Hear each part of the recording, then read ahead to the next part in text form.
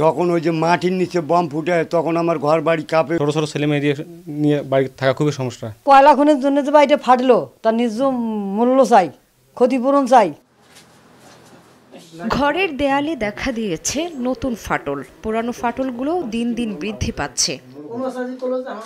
দিনাজপুরের বড়পুকুরিয়া খনির কয়লা তোলার কারণে পার্বতীপুর উপজেলার হামিদপুর ইউনিয়নের চৌহাটি গ্রামে আতঙ্কে দিন পার করছেন অন্তত 1000 পরিবার।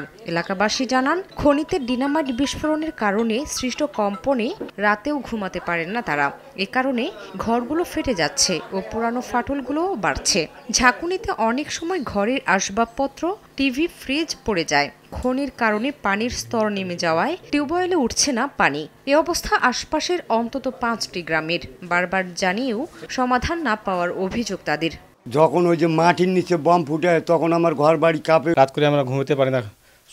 ছোট ছোট ছেলে মেয়ে নিয়ে বাড়ি থাকা খুবই সমস্যা। আমাদের জমিতে পানি থাকতেছে না, ঘন ঘন সেচ দিতে হচ্ছে। কয়লা খনির জন্য যে বাড়িটা ফাটলো তার ন্যায্য মূল্য চাই, ক্ষতিপূরণ চাই। খনির কারণে পানি ওঠে না, আমাদের খনির পানি নেই, আমাদের রাস্তাঘাট নেই, রাস্তাঘাট পর্যন্ত ডুবে যাওয়া ভাব হচ্ছে।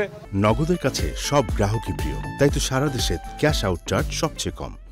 আর খনি কর্তৃপক্ষ বলছে, ক্ষতিগ্রস্তদের তালিকার কাজ করছে যাচাই বাছাই কমিটি। আশেপাশে কিছু এলাকায় কিছু বাড়িঘরে ফাটলের সৃষ্টি হয়েছে, এটা আমরা জানি। এই লক্ষ্যে আমাদের একটা কমিটি কাজ করছে। কোন কোন বাড়িতে কতটুকু ফাটল হয়েছে, কারা কারা ক্ষতিগ্রস্ত, এটা নিয়ে আমাদের কমিটি কাজ করছে। আমরা একটা লিস্ট করছি। দিনাজপুরের বড়পুকুরিয়া কয়লা খনিতে 2005 সালে বাণিজ্যিকভাবে কয়লা উত্তোলন শুরুর পর 2006 সাল থেকেই খনি সংলগ্ন গ্রামগুলোতে শুরু হয় ভূমিধস ও বাড়িঘরে ফাটল। পরবর্তীতে জরিপ করে 2010 থেকে 2012 সালের মধ্যে 646 একর জমি অধিগ্রহণ করে সরকার। সময় সংবাদ, দিনাজপুর।